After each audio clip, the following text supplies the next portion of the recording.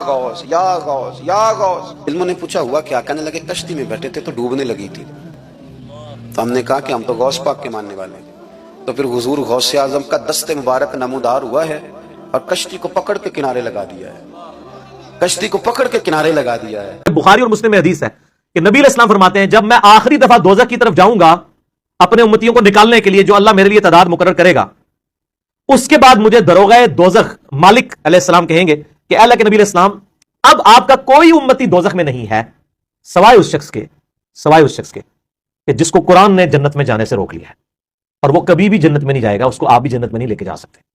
कुरान ने किसको जन्नत में जाने से रोक लिया है? कुरान से ही पूछ लेते हैं। इन्नहु मन युश्रिक बिल्लाह फक़द हर्रम अल्लाहु अलैहिल जन्नह व मअवाहु अन्नार व मा लिज़्ज़ालिमीन मिन अंसार।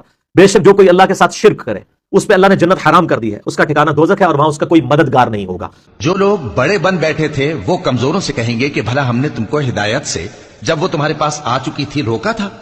नहीं, बल्कि तुम ही गुनाहगार थे। और कमजोर लोग उन बड़े लोगों से कहेंगे, नहीं, बल्कि तुम्हारी रात दिन की चालों ने हमें रोक रखा था, जब तुम हमसे कहते थे कि हम अल्लाह से कुफ्र करें और उसका शरीक बनाएं। और जब वो अजाब को देखेंगे तो दिल में पशेमान होंगे और हम काफिरों की गर्दनों में तौक डाल देंगे।